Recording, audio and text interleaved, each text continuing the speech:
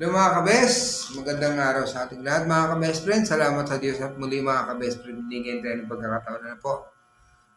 Ngayon po ay gusto ko namang i-share ulit sa inyo ang tungkol sa pag-appraise ng diamond. Kasi ini-reiterate ko talaga po when it comes to diamond dahil maselan po talaga ang pag-appraise ng diamond. Hindi po porkit alam nyo yung 4C, okay na. Hindi po. Kasi kung hindi nyo alam ang unang gagawin nyo, or unang gagamitin nyo dun sa 4C na yon, maaari po kayo ma-overappraise mga kabest. So, gusto kong i-share sa inyo yung maliit kong nalalaman. Disclaimer lang po, no? Hindi ko sinasabi na ako'y eksperto talaga, no? Ako isang appraiser lang po na marami po akong trainings na pagdadaanan ay gusto ko lang i-share sa inyo yung nalalaman ko mga kabest friend. No? Ngayon po mga kabes, hindi naman po ay porket alam ninyo yung 4C ay okay na. Ano? So dapat alam nyo kung saan doon sa 4C na yun ang una nyong gagamitin. No? Una nyong i-apply pag nag-appraise na kayo. Okay? So, alam nyo po ba na marami na po kasing na-overappraise dito pagdating sa diamonds. So, gusto ko lang sabihin sa inyo, kapag nag-appraise kayo ng diamonds, una nyong gagamitin o una nyong i-apply sa 4C na yon, yung color. Bakit color ang unahin natin? Kasi po, kapag ang isang diamonds, ilagay na lang natin light silver cake or light yellow, no? Light yellow po, yung isang diamond, no? Ay habang tinitingnan mo siya ng matagal, tinitingnan mo siya ng paulit-ulit, yung pagka-silver cape niya, yung pagka-light silver cape niya, ang ibig sabihin, yung light yellow ay magiging white po yun. Pwede kayong magtanong sa mga eksperto, no? Sa mga galing dyan pagdating sa diamonds. Yung sinasabi ko ay totoo ba o hindi? Totoo po talaga yan. Dahil, ang isang diamond, nagbabago na po ang kulay niyan. Pero hindi ko ibig sabihin yung pinakakulay niya nagbabago Hindi po. Habang tinitingnan mo siya, lalo siyang nagiging white. Imbis yung light, pagka light silver cape niya or light yellow niya, magiging white siya. So, paano ba natin i-appraise unang-una ang color sa 4C na yun? Sa 4C. Ganito po. Kukuha lang po kayo ng bond paper. White bond paper po, no? White bond paper ang una nyong kukunin.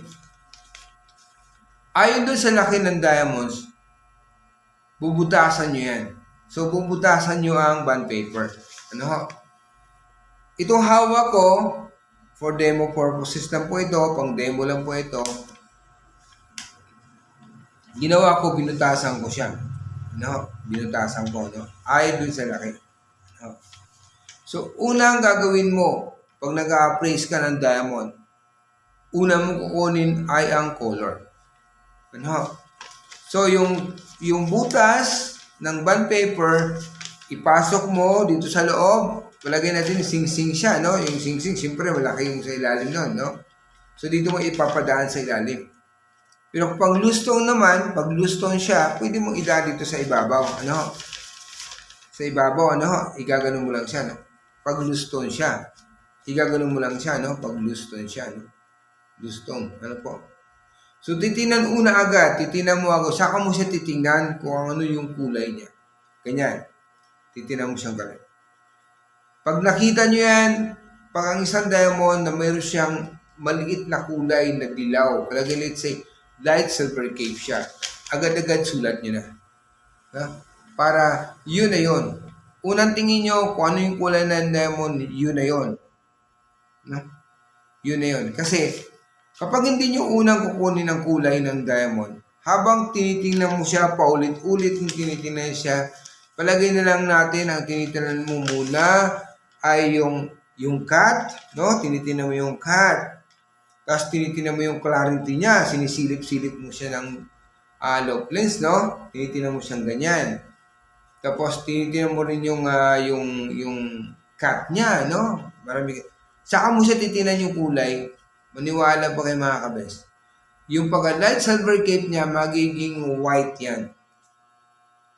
So, pag in-appraise mo siya, imbis nakalagay siya doon sa magkaiba kasi ang presyo o sa appraise value or presyo ng bawat stones sa kulay niya.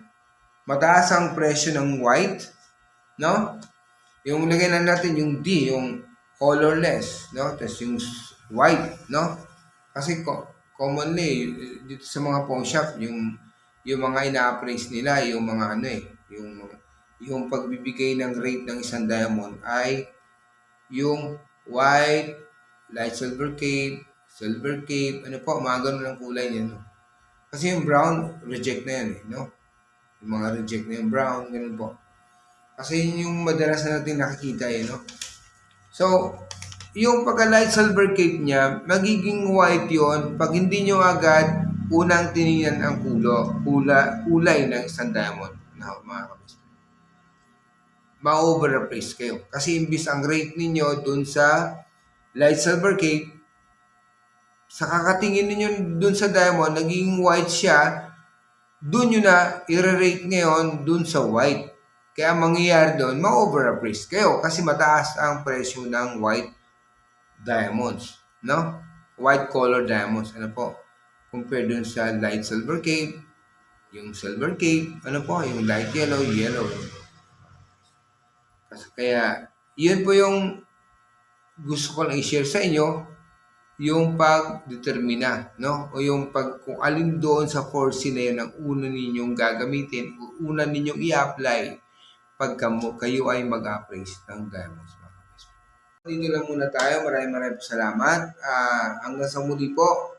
Gusto ko lang magpapasalamat sa lahat ng aking mga subscribers at sa magsasubscribe pa, paki-hit na rin yung notification bell. Gusto ko lang shout out ang Arnold's World TV. Ito po, no? Dahil maganda po ang kanyang mga video, paki-subscribe na rin po ang kanyang channel sa Arnold's World TV. Ayun po. At maraming po salamat sa inyong patuloy na pagsubaybay. Hanggang sa muli po mga ka-best friend. Bye-bye.